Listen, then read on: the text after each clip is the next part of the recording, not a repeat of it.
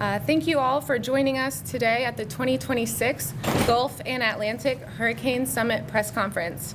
We are especially grateful to the City of New Orleans, the State of Louisiana, for hosting us and for their great partnership. My name is Victoria Barton. I'm the Associate Administrator for the External Affairs Office at FEMA. I also want to thank the members of the press today for your help in supporting and sharing preparedness messaging throughout the nation. Today, FEMA brought together professionals from across the Gulf and Atlantic coast to reaffirm that we are aligned, coordinated, and we are ready for the months ahead. We were joined by state emergency management leaders from Delaware, Maryland, South Carolina, North Carolina, Georgia, Florida, Mississippi, Louisiana, New York, Alabama, Texas, and others. Today's discussions demonstrated that we are moving into this hurricane season in lockstep with our partners. We're sharing information, we're aligning plans, we're strengthening the relationships that help us deliver for survivors when it matters most. In a few moments, you'll hear directly from several of the leaders who participated in today's summit. And following today's remarks, we will open the floor for questions from the media. With that, it is my honor to introduce our first speaker, Bob Fenton, the FEMA senior official performing the duties of administrator. Thank you. Well, thank you, Victoria, and thank you to our state, local, tribal, territorial, and federal partners that have joined us here today.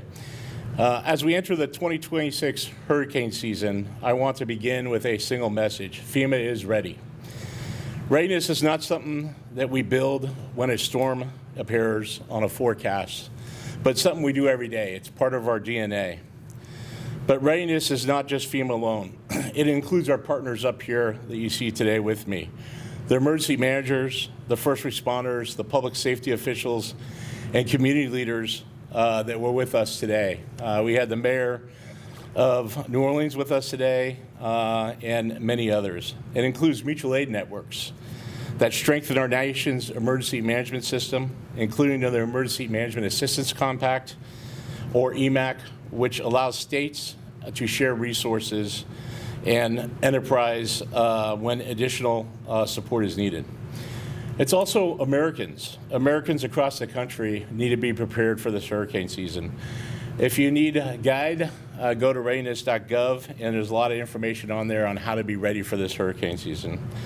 The spirit of partnership, exactly why we gathered here today in New Orleans for the 2026 Gulf and Atlantic Hurricane Summit. We came together to listen, learn, strengthen, and coordinate before the storm actually threatens the communities. Over the course of the summer, we worked through practical challenges, identified opportunities to improve how we operate together. We discussed ways to move the disaster declaration process and make it more efficient. We talked about how to share data. It's so important nowadays with data being available and to be able to share that across the partners. We talked about how to improve our situational awareness and how to enhance communications on specific programs and resources to help survivors after disasters. These conversations matter because every improvement we make before a disaster strikes helps us deliver assistance faster and more effectively when communities need it most. The key takeaway from today's summit is that FEMA and our state partners are aligned. We are sharing information, solving problems together, and strengthening the relationships that help us respond more effectively throughout the hurricane season. That is important because emergency management works best when it's locally executed, state managed, and federally supported. State and local partners know their communities best. They understand their risks, their capabilities, their infrastructure, and the unique needs that the residents have during events. They lead preparedness, response, and recovery efforts on the ground. FEMA's role is to support those efforts when requested and when capabilities are exceeded. That support takes many forms. Today, FEMA is ready with almost 20,000 personnel to respond to disasters. And those personnel are trained in 22 specialized mission areas. We have 18 national incident management assistance teams that we send out to manage events across the country to coordinate federal resources in support of our state and local governments. 28 urban search and rescue teams, 6 mobile emergency response teams that help provide communications to support life-saving operations. We also have pre-positioned personnel, supplies, and equipment in high-risk areas so that we're able to respond more rapidly for requests from our partners, things like generators, meals, water, and other critical resources they need immediately following an event. Preparedness is a year-round mission. Since January 2025, FEMA has trained more than 1 million emergency managers, first responders, elected officials, and other partners through classroom and online training programs. The bottom line is FEMA is ready. Our partners are ready, and together we are prepared for the challenges this hurricane season may bring. We remain committed to being a reliable partner when state and local capacity is exceeded, helping communities across the country when they need support. I want to thank you for being here today. It is my pleasure next to bring on Brigadier General Jason Mahfouz, Director of the Governor's Office of Homeland Security and Emergency Preparedness from GOSEP. General? Thank you. Thank you. Administrator Fenton, on behalf of Governor Landry and the citizens of Louisiana, I want to thank you and the entire FEMA team for bringing us together today. The federal partnerships are our critical lifeline in our communities when storms roll in. I'm proud to stand alongside my fellow emergency managers from our Atlantic and Gulf states as we face a critical but daunting task. It's clear that our borders may separate us geographically, but our shared mission to protect our citizens is what unites us completely. As we stand at the doorway of the 2026 hurricane season, Louisiana's posture is one of proactive readiness. In partnership with FEMA and local leaders, our teams have spent the off-season refining our capabilities, stress testing our communications, and pre-positioning critical assets across the state so we're ready for what may come. True readiness is about more than just our immediate tactical response. It is about incorporating resilience into the framework that guides every decision that we make. We recognize that these actions today, in partnership with our federal and local leaders, dictate how quickly our communities will bounce back tomorrow. Our strategy is built on 3 core pillars. First, a proactive mitigation. In partnership with our federal partners, we have aggressively invested in infrastructure that lowers the risk before storms ever form. Resilience means building stronger, smarter, and more interconnected systems that withstand the elements. Second, under Governor Landry's leadership, we have streamlined our logistical pipelines to ensure that when a disaster strikes, life-saving resources, power restoration teams, and economic relief flow into the affected areas without delay. Third, no single agency can weather a major hurricane alone. Our state-level framework, in partnership with FEMA and our local leaders, will bridge the gaps with federal assets provided that Administrator Fenton already mentioned, the food, the water, the MREs, the generators that we will need when our local resources become exhausted, giving support to our local citizens and local parish elected leaders. When we invest in preparedness, we're not just protecting the brick and mortar. We're protecting the families, safeguarding our local communities, and ensuring Louisiana remains strong for generations to come. The threats we face in Gulf and Atlantic regions are evolving, but so are we. In partnership with FEMA, by aligning our local readiness and forward-looking state vision, a robust federal backing that has been committed and is ready, we will face the challenges ahead, and we stand ready to act. In the spirit of collaboration behind this podium, illustrated by the men and women, is what pulls us through whatever the season may bring. I'd now like to invite Kevin Guthrie, the Executive Director of the Florida Division of Emergency Management, to the podium for his remarks. Thank you, Kevin. Thank you, General. Thank you to FEMA for the opportunity to join you following before the 2026 hurricane season gets fully underway and to participate in the 2026 Hurricane Season Summit in New Orleans. As mentioned, I'm Kevin Guthrie. I'm the Executive Director of the Florida Division of Emergency Management. I want to thank Governor Ron DeSantis for his leadership going into this hurricane season, as Florida has never been more prepared than we are right now. I also want to take the opportunity to thank President Trump for allowing me to serve on the FEMA Review Council. It was an honor to serve him, and more so, our country. I finally want to thank FEMA again, Bob, for hosting this summit. My single takeaway: FEMA is ready. Your states are ready. At FDEM, our mission is simple: to coordinate, collaborate, and communicate with our partners for a more resilient Florida. Preparedness is a year-round effort, and our focus extends beyond hurricanes to include wildfires, man-made incidents, and major planned events such as FIFA World Cup. No matter the threat, Florida remains prepared, proactive, and resilient. That success is made possible through strong partnerships at the federal, state, local, tribal, nonprofit, and private sector levels. Over the past year, Florida has made significant investments under Governor DeSantis and the Florida legislature in emergency management capabilities. Last August, Florida opened its Central Operations and Coordination Office, also referred to as FLOCOCO, a state-of-the-art logistics hub that strengthens resource deployment, coordination, and disaster response operations statewide.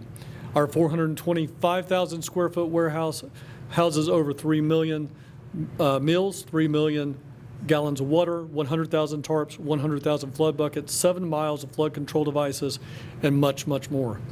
In March, we moved into our new State Emergency Operations Center, a purpose-built facility designed to withstand winds of up to 200 miles per hour and enhance collaboration, situational awareness, and decision-making during emergencies. Shortly after opening the facility, we conducted Operation Florida Ready, a statewide exercise that brought together emergency managers from every level of government: federal, state, tribal, local, nonprofit, private sector, to validate our plans, strengthen preparedness ahead of hurricane season. At the same time, we continue working closely with our partners to prepare for the 2026 FIFA World Cup through coordinated planning and exercise activities focused on a wide range of potential threats and hazards that may impact us.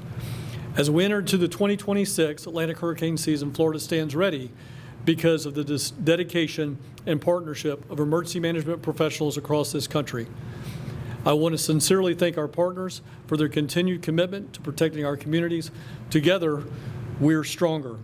We are building a safer and more resilient Florida and a safer and more resilient United States. Now, I'd like to invite Lisa Castaldo, Executive Operations Officer for Alabama Emergency Management, to the podium. Hi, good afternoon. First, on behalf of Governor Ivey and Director Smitherman and the state of Alabama, I want to thank our FEMA partners and the state of Louisiana and the city of New Orleans today for hosting this unique opportunity to come together. We discussed our collective preparedness for the upcoming hurricane season, shared best practices, and strengthened relationships. As a coastal state, with my neighbors here with me, several of them, through this type of event we had today, we could take away invaluable lessons that will continue to help us better serve our citizens in their time of need. Emergency management is a collective and is built on all levels of government working together, and we value these relationships as we prepare for, respond to, and recover from hurricanes and all types of events. Alabama is a smaller state with less coastline, but we still always face the threat of hurricanes, and so our preparedness is taken every year. We do our preparedness activities, and this year we're as prepared as we've ever been for anything that might come our way. We're strong, resilient, have a strong, resilient history, but we don't achieve that alone. It's through partnerships and relationships that we continue to strengthen our capabilities. Now I would like to invite Derek Hessen, Director of the New Orleans Office of Homeland Security and Emergency Preparedness, to the podium. Good afternoon. Thank you for the opportunity to come and speak. One of the greatest strengths of emergency management is the partnership between local, state, and federal agencies. FEMA is not simply an organization that arrives after a disaster. It is a year-round partner in preparedness, response, recovery, and mitigation. The relationship between the City of New Orleans and FEMA is strengthened through coordination, communication, and collaboration. Through planning meetings, training exercises, grant programs, and technical assistance, FEMA helps our community strengthen its ability to prepare for and respond to disasters. When a major hurricane threatens our region, established relationships become just as important as plans and equipment. Because local, state, and federal partners work together before disasters happen, coordination is faster, decision-making is more effective, and resources can be deployed more efficiently when residents need them most. For New Orleans, a city that understands the challenges posed by hurricanes and other hazards, maintaining strong partnerships with state and federal partners ensures that we have access to the resources and support our community needs. Emergency management is ultimately a team effort, and our partnership with FEMA is a key component to our success. Disasters begin and end at the local level. Our relationships with GOSEP and FEMA ensure that New Orleans never faces a challenge alone. Thank you. Thank you so much to all of our speakers today. And without further ado, we'll go ahead and open the floor for questions. Please be sure to state your name, the station you're representing, and which speaker you'd like to address your questions to. Thank you. There's really been no change in our authorities or how cities access resources. Those systems are still in place. Underneath the leadership of President Trump and Secretary Mullen, what we're focusing on is how to become more agile and more efficient and more effective on how we deliver those resources, leveraging things like technology to help us move things quicker, to understand what those needs are. We talked today about sharing data and how to share situational awareness and have a common operating picture when events happen. But our authorities are still our existing authorities. The FEMA Council report and those comments just ended yesterday, and from that, we will then look forward at what are the changes we need to make based on that, the comments that came in, and where this administration wants to go. What does FEMA believe so far about what that should look like, what changes should be made? Well, I think there's tremendous opportunity. I mean, I served on the FEMA Council with some of my partners and with Kevin here, and we also had Nim Kidd from Texas that was here, and Mark Cooper who was here this week. And I think that there's a lot of things we can do more efficient to how we provide individual assistance to individuals. I think many people think that our program is overly complex right now and it has 15 different components to it. So how do we put that into one program that better meets the needs of individuals affected by disasters so they understand what they're going to get? I would say the most important message is that our assistance is really focused on providing temporary safe housing and ability to make minimal repairs to your house to make it safe and habitable. And I think many people think that that our program's geared to make them whole or replace their home. Really, that's insurance. And so probably one of the biggest messages I would say is that we really need to focus on educating the American public and make sure they're ready for this hurricane season, whether it's evacuation plan, whether it's buying insurance, check their insurance levels and do those kind of things now. But I think that's one big program. There's a number of other programs and recommendations that we had within that report. Thank you. Andres Fuentes with Fox News. Sorry, but back to the mic. My question being, I know we talked about streamlining some concerns from local leaders as well as congressional leaders about FEMA's action as far as, I know we've downsized a bit FEMA-wise. Any worry or concerns about being able to, respond to a hurricane or any sort of disaster? Yeah, as I said, we have over almost 20,000 people ready to respond. The Secretary gave us access to the DHS surge capacity, which is almost another 8,000 personnel. But I think it's important, I'm going to reemphasize this and say this repeatedly. When you look at authorities in disasters, many of those are dependent on local and state government. The authority to evacuate, the authority to issue building permits, the authority to provide medical assistance. Those are all local and state authorities. Our job at FEMA is to support that with either unique federal capability or to provide the funding for that. And that capability is there. We're able to do that and provide that assistance immediately. Those are some of the discussions we had today as far as what assistance and what are the gaps in certain states, who may need what type of assistance. to better make sure that we're aligned and ready to meet those needs. So we are not in a situation where we don't have sufficient resources, teams. You know, we had 28 urban search rescue teams last year. We have 28 this year. We had 18 national and regional IMATs last year. We have 18 this year. So we're ready to respond. And then as far as, because I know we've been going through a lot of changes as far as administrators at FEMA, what would you say to that? That it looked like we might be getting another one sometime soon. Yeah, so I'm excited because this is my third time being an acting administrator of FEMA. I've done it in multiple administrations. I've been in FEMA for 30 years, and so I'm well positioned to lead this agency and get us ready for hurricane season. In saying that, I think we have a phenomenal candidate nominated by the President, going through Senate confirmation in Cam Hamilton right now. I'm excited about it. I've known him even before this administration, and as he came on early in this administration and now officially nominated for the position. He's going through that confirmation process and look forward for him to join the team. Not only does he have decades of experience in emergency management, whether it's his past military career or working at Homeland Security before, but he really is really appreciative of our mission and our workforce. And I think that's really important at this point and is really going to be a great partner to our state and local government. So I'm looking forward for him to go through that confirmation process, get it on. I'm a bridge till he comes here. We're very much aligned and we talk every day. And I think we have a great plan to be successful and eventually hand off to him as he comes into the position. And some for our local guys goes up in the world.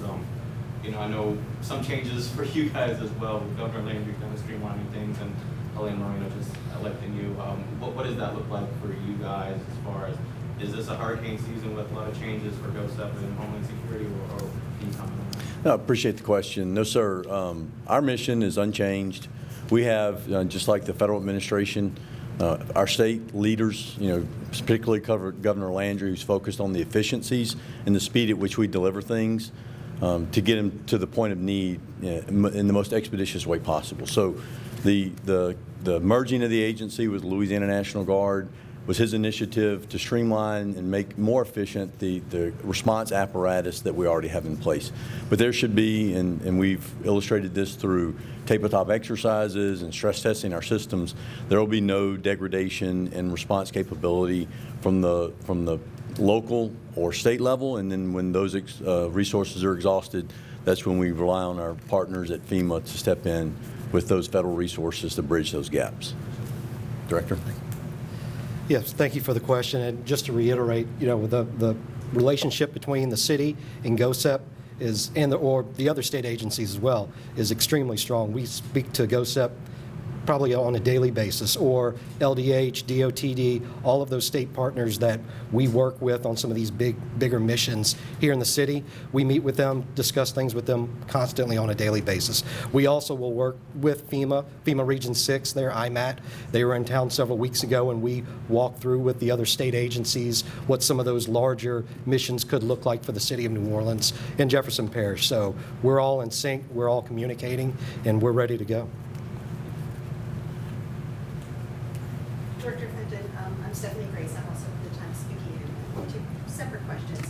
One is, there's been a ton of talk about changes in FEMA over the last year and a half, as you know.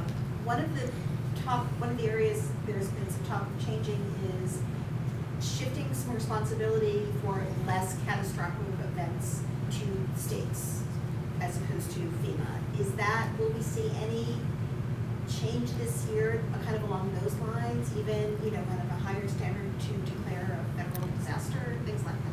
Yeah, so the criteria for how we arrive at decisions for declarations is not changing. However, what we do look at is we look at each state specific to the impact of that state, and we do have a number of criteria that we work with the state to do assessments with the local government to understand what the unique needs are. So not every event warrants a federal declaration. I would also say that one of the things that I guess we talked about in there was how to improve our assistance to state and local governments. And while some of those changes may be like technology changes that we'll be able to accommodate as this year goes on, many of those may take changes over time, whether it's our regulations, whether it's executive orders, or whether it's actual legislation. And so we will make the changes we can to make things more efficient, more effective.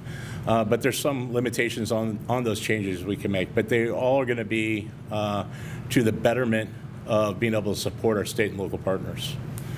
And so my other question is, I understand that you in your law career have spent time on the ground here after some of our somewhat frequent disasters. Yeah. And I'm wondering kind of what your takeaway has been from that experience and how it's informed this exercise and how you're looking at this season. Yeah, I think anytime we talk about hurricanes, they could cause such significant damage over such a vast area, not only over multiple states, whether it be the Gulf or the Atlantic coast, but even inland. And so having that discussion about how do things work, such as evacuations, how do things work, such as sharing information, how do things work, such as mutual aid, and quite frankly, just having very honest discussions of what are your issues or what are your concerns. And just being able to have those discussions between colleagues at the federal, state, and local level and discuss those ahead of time helps us better make decisions when those events happen. So being able to have Kevin here today and Louisiana and the general from Louisiana here today to kind of have those open and honest dialogue, I think will help us better make decisions more quickly and more effectively when hurricanes do come. What would an evacuation from New Orleans look like these days? We haven't had one to our local people. We haven't had one in a number of years, thankfully, but we've had several, and they've sometimes worked better than others. Yeah, absolutely. So there's certainly a lot of planning that goes into place, and we need an extended kind of hurricane timeline to execute some of these larger evacuations. And what we've seen, certainly with these storms that pop up in the Gulf, when it reduces that timeline, it also reduces our capabilities, right, of what we're able to do, the level of federal and even state support that we're able to do. So with these hurricanes that spin up very quickly, that might not allow enough time for contraflow. So that option would get taken off the table. If it can't be executed safely for the residents that need to evacuate, then we can't call for that type of, evacuation. Now, residents are always encouraged, if they don't feel safe, they can always evacuate voluntarily and not have to wait for the local state or federal partners to come evacuate them. And so we've got different scenarios and plans. We do our best to try to work on those condensed timelines, but that's certainly a factor in our planning. I mean, is the Superdome on the table again? So we have agreements with a number of facilities throughout the city, including Nord sites and some of the other larger facilities. And whenever the decision's made, whether it's a evacuation and we need to use the parish pickup point or shelter of last refuge, all of those things, that information is communicated at the time, and it's really based on the incident and the facility location. So we don't like to publicize and just say, hey, it's always going to be at this facility. That facility could be, inoperable because of maintenance or some other kind of repairs needed. So we maintain those agreements. We have plans for different levels, different sizes of the population, if it's medical needs, gen pop, all of those different things, right? So we make that decision, and that's when we would communicate that through local media at the time when those plans are being executed. Thanks. Let's back up with that a bit, because there's been cuts to the National Weather Service as well. Is there a concern about not having enough time or resources on that end to predict the strength or even a track of a hurricane? I was actually with Ken. Yeah, let me, I'll start, and then I'm going to hand it over to Kevin. So I was just at the National Hurricane Center on June 1st for the kickoff with the leadership there.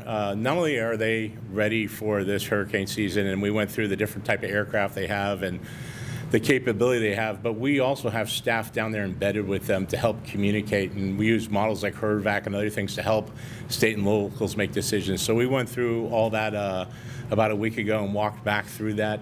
I don't think there's any issues from that discussion that exists that's going to impact their ability to alert, warn, or have discussions with state or local emergency managers. Kevin? I was just going to add that I was with Ken Graham on Friday at our Florida Training for Emergency Management in Orlando, Florida. He was our keynote closing session speaker. He rolled out quite a few new programs that they're going to be doing nationwide and initiatives. He is getting ready to put the entire National Weather Service up into the cloud. I highly encourage you to reach out to the National Weather Service and get some of their press release data. But he is hiring positions. He is certainly ready for hurricane season. I think it's a good opportunity to talk about what he and Mike Brennan have done with the warnings, watches, cones, the new experimental cone that's coming out this year. It definitely handles those issues where hurricane watches and warnings, tropical storm watches and warnings, tornado watches and warnings go further inland. So you get a much better perspective of what the tropical cyclone may be able to do. But again, again, not speaking for Ken, but he and I are good friends. And he was just with me on Friday. They are doing some amazing things at the National Weather Service, and he says that they are ready for hurricane season, and they are very excited about what the future of National Weather Service holds. Thank you all for participating today. Please visit ready.gov. Have a preparedness kit. Make sure you have your insurance. And that concludes our press conference. Thank you.